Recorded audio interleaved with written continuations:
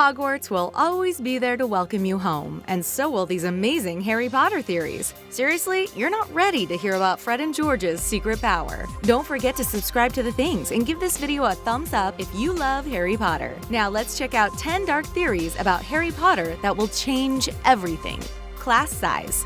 Let's start with a few theories that aren't known that well, but they actually seem pretty believable. In one of her interviews, J.K. Rowling said there are about 1,000 students at Hogwarts. But have you ever noticed that in the movie as well as in the books, Harry's year is pretty small? The movies show about 18 students in Harry's year, and the books rarely mention anyone else besides the people you already know. It doesn't add up if you think Hogwarts is supposed to have thousands of students. A Tumblr user, Marauders Forever, came up with the most amazing theory ever. And it's kind of sad too. We know Voldemort was at the Reign of Power between 1979 and 1981, which would have been the years when Harry's class would be born. There's a connection between all those facts. If you think about it, when Voldemort was at the Reign of Power, not a lot of people survived. And since he reigned during the time when Harry's class would have been born, this Tumblr user assumes that this is exactly why his class was so small. It's a pretty dark theory, but it definitely would make sense, right?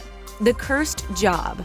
We all know that defense against the dark arts was a cursed job position, but it was never really explained why. We also know that the curse tried to be lifted by Albus Dumbledore himself, but he wasn't able to.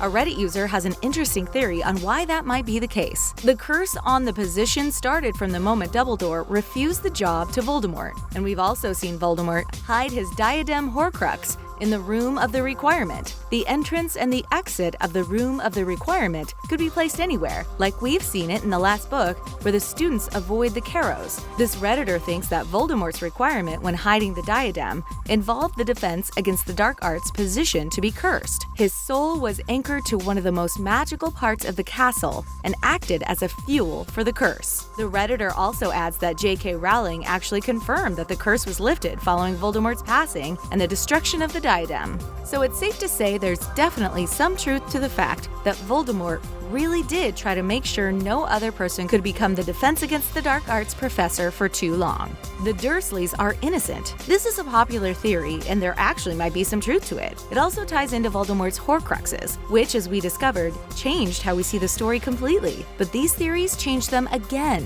So this popular fan theory states that the Dursleys weren't actually as mean as they seem to be. Let's remember that Petunia was forced to take Harry in once his parents passed away, but since Voldemort made Harry an accidental Horcrux, it means that whoever's nearby him could potentially feel the negative effects Horcruxes have. We saw this work very well in Deathly Hallows, but what if Harry, as a Horcrux, had this effect on the Dursleys? What if they actually behaved this way because of the Horcrux? Of course, this theory shouldn't excuse abuse Harry endured in any way. Daniel Radcliffe actually shared his sentiments on this theory and said that the Dursleys would have been quite a different family without Harry. He did say that he felt like the Dursleys just really hated having Harry around, but that this is a pretty cool theory. Of course, Petunia's bitterness also came from the fact that she never got to be a witch like her sister. So who knows if things would actually change if Harry wasn't a Horcrux.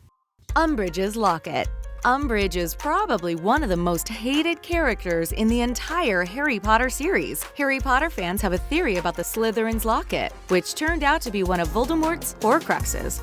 We told you, the entire Harry Potter story really changes once you start theorizing on the creation of the Horcruxes. This theory is similar to the theory about Dursleys, but it's still pretty interesting. We all know that Umbridge was wearing Salazar Slytherin's locket and that she was totally evil when she was. Do you see where we're going with this? So what if the Horcrux had an extra effect on her too? When you combine it with the fact that the Defense Against the Dark Arts position was cursed because of another Horcrux, and the fact that Harry was another one, it can mean that Umbridge was just simply under the power of too many Horcruxes. J.K. Rowling actually responded to these theories and stated that while the Horcruxes would have definitely added to her existing evil demeanor, Umbridge was, in fact, evil on her own too. To be fair, we're kind of relieved because the last thing we want to have is sympathy for Dolores Umbridge. Afterlife. There are a couple of Harry Potter theories out there about the afterlife that actually seem pretty believable. We'll discuss one more later on, but let's check out one right now. One of these theories focuses on Hedwig, everyone's favorite pet owl. A Redditor stated that Hedwig could actually be Lily Potter. This Reddit user states that Hedwig always seemed extremely protective of Harry and knew what was happening at all times. She was far too intelligent and empathetic. The Redditor also states that Hedwig would comfort Harry even during the time he would stay at the Dursleys. The user also theorizes that Lily Potter's Patronus would definitely be a snowy owl. Do you see where we're going with this? Another Redditor also claimed that Hedwig's passing came immediately after Harry's 17th birthday, which would be the age when the protection spell from his childhood would have worn off. Some even state that Hedwig was actually a reverse Horcrux, and when Lily passed, a part of her soul became Hedwig. Although the last theory makes less sense, we can definitely see how Lily's spirit could live on in Hedwig. After all, she was definitely the best pet a person could ask for, wasn't she?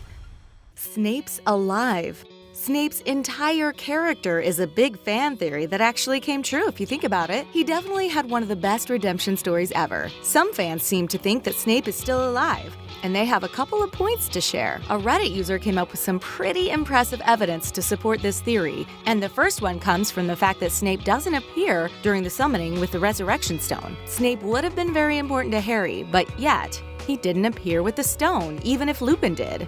And another piece of evidence states that Snape's body was nowhere to be found after the Battle of Hogwarts. All other bodies were laid out on the floor, but Snape's body wasn't there at all. And you'd think a skilled potions professor could save himself from Nagini's fang poison, right? Snape was the master at potions, but he couldn't find an antidote? He was a spy after all. He seemed to have a lot of trust in Nagini because we'd definitely make sure she wouldn't be able to attack us. So could it be that he's still alive after all? Or is that just wishful thinking? Albus Dumbledore and Slytherin. Here's another theory. This one connects Dumbledore to Salazar Slytherin.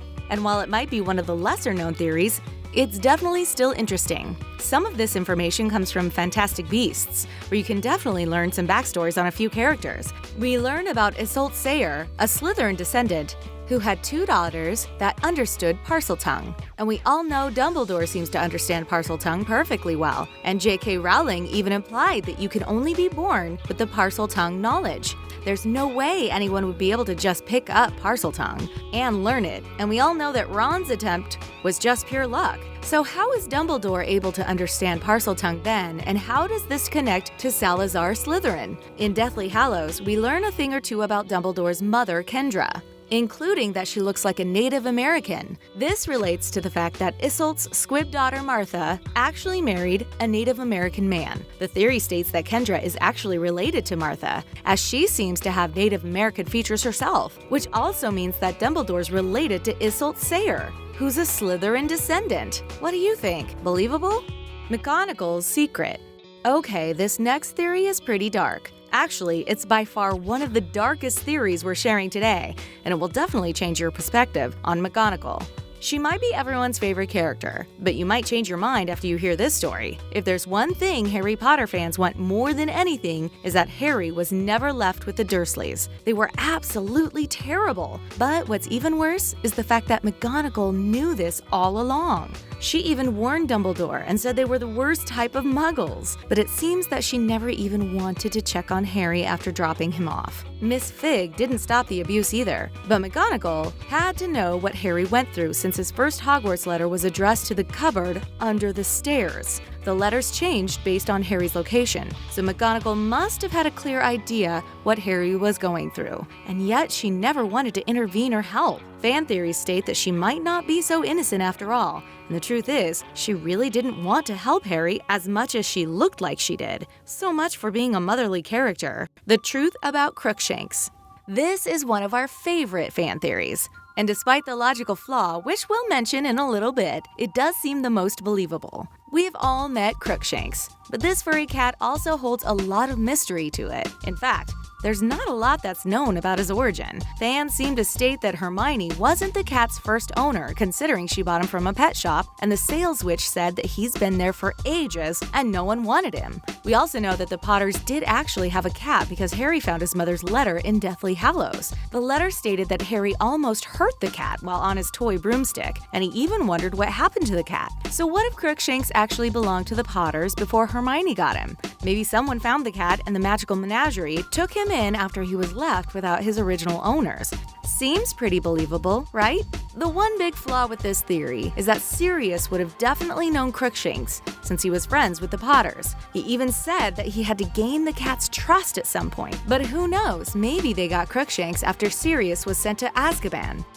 Fred and George switching bodies. One thing that's not explored enough in Harry Potter are twins. It seems strange that twins wouldn't have any extra powers or any other magical inklings, right? A theory states that Fred and George were actually interchangeable and could switch bodies whenever they wanted. Molly and Arthur even worried when Fred and George weren't really doing any accidental magic as kids, but we all know that could never be the case. So what if they were really switching bodies all this time and no one even noticed? The theory states that Fred and George learned to act like each other ever since they were kids, which is one of the reasons why they can finish each other's sentences. They just know each other that well. From keeping their grades up to keeping each other awake in class, they were switching bodies to help each other in life. Soon their trick is discovered by Lee and later several other people that just get to know them really well. The theory goes as far to state that this goes on after Fred passes. The two continue to switch bodies until it's George's time to join Fred at the King's Cross station. A theory and a fanfiction.